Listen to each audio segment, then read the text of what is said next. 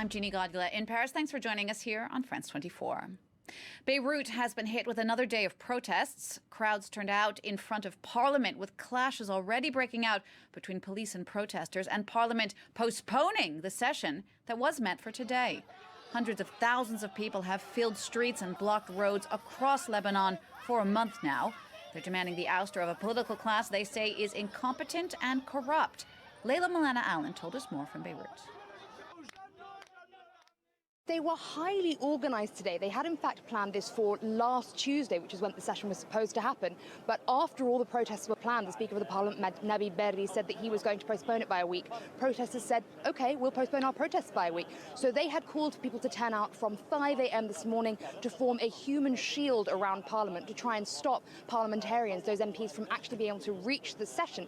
And they were extremely successful. They had organised sending around maps, graphics on various means of social media in order to show people where the best points to create roadblocks were so that people couldn't get through. It worked, and constantly they were sending messages to each other throughout the morning saying we haven't got enough people at this place, at this place. Where people were able to get through and were able to reach Parliament, eventually the army were telling about 5 MPs who managed to reach that they simply weren't going to have a session because there weren't enough people. And so they really were incredibly jubilant when it was announced just after 11 a.m., which was when the session was supposed to happen, that they had succeeded in doing so. Now, it was not without violence. The situation was incredibly tense this morning. Of course, these protests were expected, and as a result, thousands of riot police and army had been put out on the streets, heavily armed with riot gear. They had encircled the entire square where Parliament is with barbed wire, and they had 5 men deep lines there with shields to stop protesters. There were many scuffles this morning. I was in the middle of some of them, seeing young protesters being beaten with batons. There was tear gas on hand.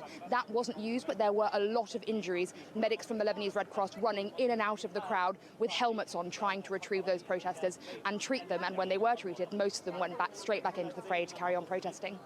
Layla, this is now, as you mentioned, the second time this parliamentary session has been postponed due to this protest movement. What does it mean for it now going forward?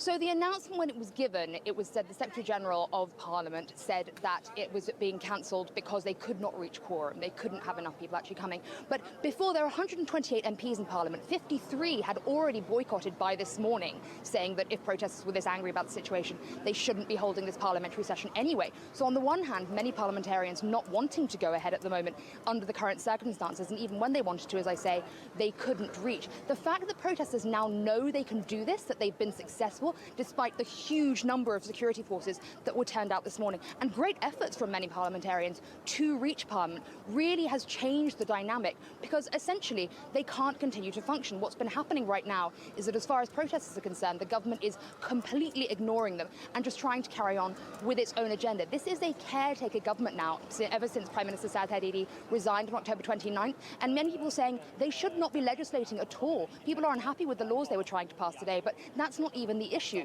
Firstly, it's unconstitutional, according to constitutional lawyers here, for them to try and pass laws. And secondly, these shouldn't be their priorities. Right now, they should be trying to institute a crisis government to deal with the economic crisis that is happening in Lebanon. Molana-Allen there reporting from Beirut.